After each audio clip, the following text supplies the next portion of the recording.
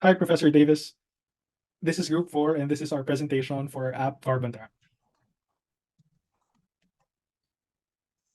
So in this presentation, we'll talk about four different sections. The first section is talk about the team, who comprises our team, and the goals of the team, and we'll talk about the problem that the team saw.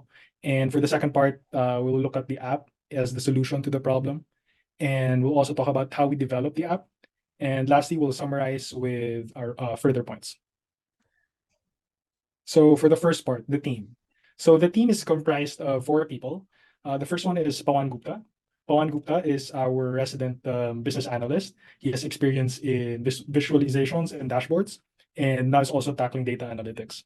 We also have Shoaib Khan, who has experience in education in computer engineering and has professional experience as an Oracle Systems administrator.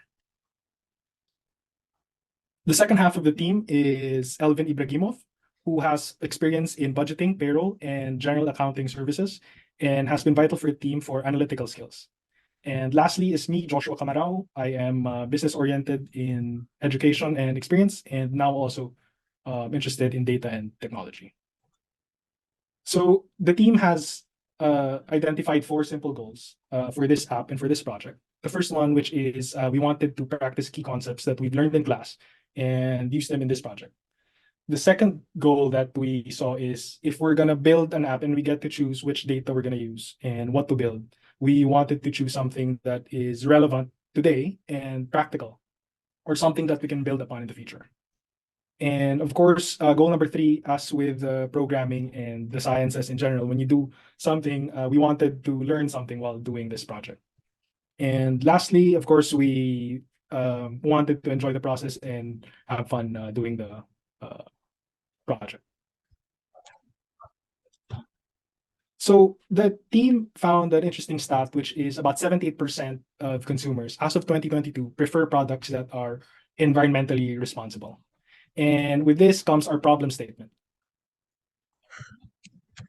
which is that environmental awareness has risen, especially in the past few years. And with this, the responsibility among institutions and especially corporations, the responsibility to adopt more efficient use of their energy has dramatically risen. So with this, we want to talk about the app, which will be discussed by Pawan. Thanks, Josh. Next slide. Okay, so Carbon Track. Carbon Track is a tool that shows how much carbon pollution has been produced in Great Britain over the last week. It breaks down this pollution into different sources like coal to help us understand its environmental impact. Next slide. So coverage, Carbon Track keeps an eye on 17 regions in Great Britain. Next. So here are two main features of Carbon Track. Next. So feature one. So Carbon Track uses a technology called MongoDB to get and save data about how much carbon is being produced in Great Britain. You can find all the details about how this works on their website, that is Carbon Intensity API. With this feature, you can get information about carbon intensity for a specific date, a range of dates, or for the past 24 hours. The data includes things like averages, minimums, maximums, and an index that tells you if the carbon intensity is high, moderate, etc. for the whole country during a certain time. Next. Okay. So Carbon Track gets its data through an API provided by the National Electricity Grid of Great Britain. There are two main types of APIs, that is national and regional. The national APIs gives information about the overall carbon intensity and the types of fuels used for electricity generation, like gas, biomass, coal, etc. The regional APIs allows us to see this information for specific regions of Great Britain. Next. So here we have uploaded a Python file on GitHub repository. Let me show you. This is a Python file. Also, we have added requirements. So these are the libraries that needed to be installed before deploying it on render website. So this is our web service dashboard. Like currently we can see the website is live. So this is the URL link for a web app. Let me show you. Okay. So first is line graph that shows carbon intensity over time. So here we can check the intensity for different dates. So second is the bar chart which shows carbon intensity forecast by regions. So here below on x-axis there are different regions. So like for East Midlands, the forecast intensity is very much high if compared with other regions. So third is pie chart that shows generation mix for region 1 in period 1. So here is the drop-down option from where we can select different regions to gain some insights. So this is the overall overview of weather. Further will be continued by Shoaib. Okay. Thank you, Pawan. Now I'm going to proceed and give everyone the overview of the code that we are using for generating our visualization. So let me share my screen. Can someone confirm if my screen is visible? Yes. Okay, so as you can see, this is our MongoDB database instance. Okay, this is hosted on cloud. If I go on browse collections, we have these sample collections, and this is our Carbon API collection. The Carbon API collection has two documents. One is hourly regional stats and overall carbon stats. Okay, so what do we mean by hourly regional stats? If I go to the visualization that we are generating, you can see that uh, the date is December 23, 2023, and the timing, right? So it's 10:01. If I move there, so you can see that after 10, it directly jumped to 12 a.m., right? So it shows carbon intensity data for the entire Great Britain from December 1 to December 8 for period for in the interval of 2 hours. So you can actually hover and you can see the average, min and max and minimum carbon intensity for a particular data time, right? So uh, this is the data that is getting stored in the MongoDB database. Next is our overall carbon stats. The below visualization showed by Pawan are being displayed using this document. Okay, so let me give a code overview for the same.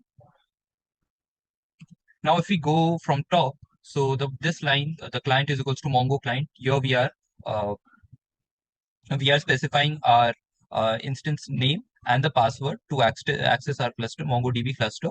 This is the database name, and these are our collections, half-hourly regional stats and overall carbon stats. And the collection API, that is the Carbon API.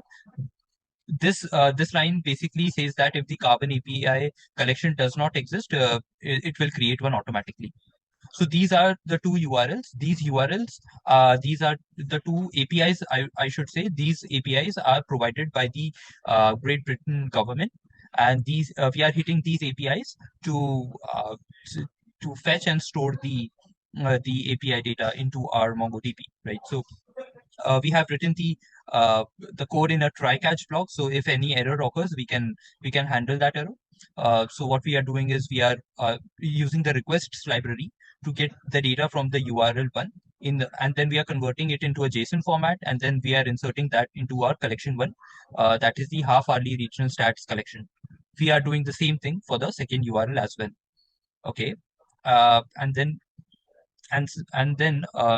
like okay, so these are the so whenever we are doing the visualization, we need to get the data for plotting onto the graphs, right? So these are the functions that I'm going to explain you in a bit what they are doing. So for the collection one, what we are doing is, so for every API we have a data array. If you can see, this line is common, right? Data here and data here. So inside the data array we have two things. We have region names as we have the forecast intensity, right? So uh, inside these data array we are doing a for loop. So for every region, this region array, uh, the regions array contains a short name. So short name is basically the names of the 17 regions of Great Britain. We are looping and we are inserting all those regions in a list. Similarly, for forecast intensity, we are doing the same thing, and then we are returning these two variables to our graph, which the code for the graph generation is below that we will be covering.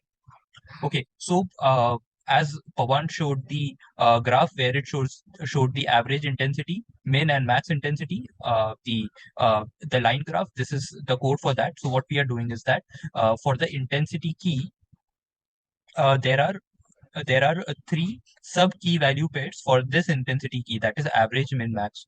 So we are looping for these values and then we are returning these values to plot our graphs. Right. So this is where app is equals to dash dot dash name. This is where we are initializing our what do we say web app. Here, this is the heading called as data visualization that you can see when this is the heading that will be rendered when the web app page loads.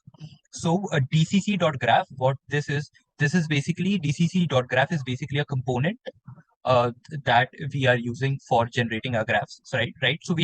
So for each graph, we are giving them a unique identifier. So this ID field is nothing but a unique identifier. Figure for this data, if you see for this collection 2 data for the line chart, the type is line chart. So this signifies that the name, average intensity, min and max. So basically all the lines that we are drawing. So every time when we hover it on the lines, you can see these names, right? Average intensity, min and max. It is that. And whenever this function gets called get plot data for collection 2, the control will jump here and it will calculate the average, the timestamp and the average intensity for that timestamp, and it will return that value to this line. Okay, when that value gets returned, it will get plotted. And the layout is nothing but the details that we are specifying. So the title of the figure will be carbon intensity over time. The x-axis title will be timestamp and the y-axis title will be intensity.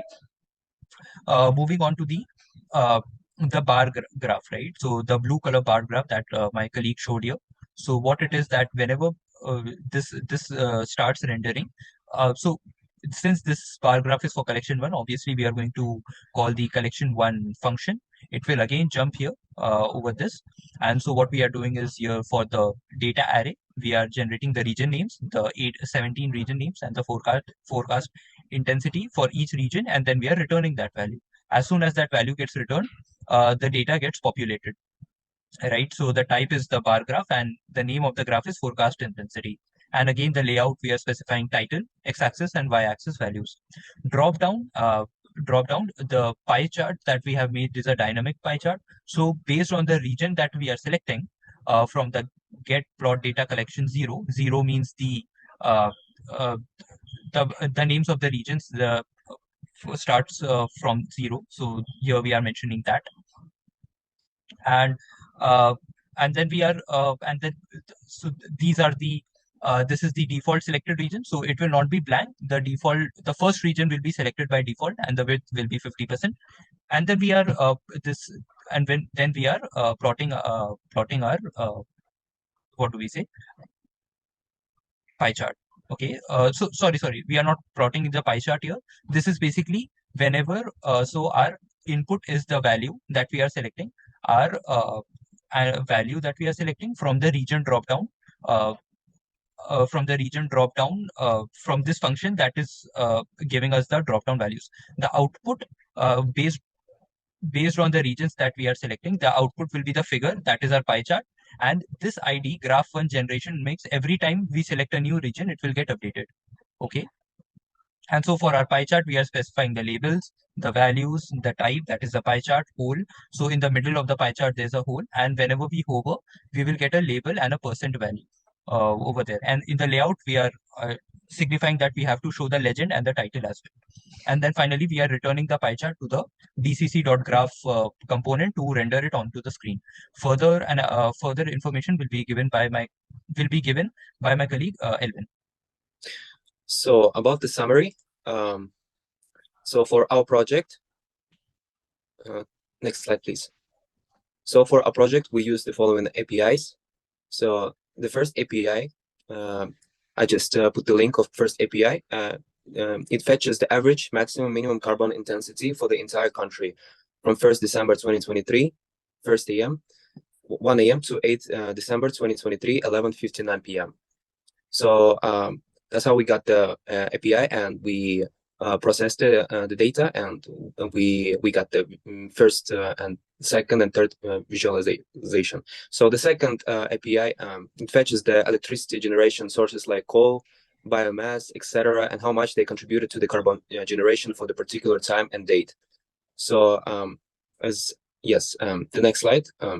So so our roadmap, we plan to add new visualizations in the future for a better understanding for user and beta testers, so that we can actually improve our work and like add better understanding, and so we can know what users think. And also we want to get the feedback from our visitors and improve the analysis of our research.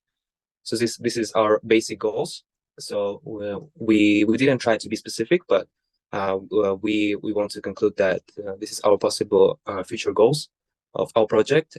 We also plan to use different tools to expand the knowledge of the carbon use in the past 7 days and probably even months. So we'll use different softwares like Python and other softwares so that it can help us improve our work, and we can expand our project on different websites, and also we can research the data, and we can gather the feedback data from our visitors. And lastly, we can help the environmental organizations make important decisions on how to reduce the use of bad materials in the industries. Thank you, Professor Ethan Davis. Ask us any questions. Thank you.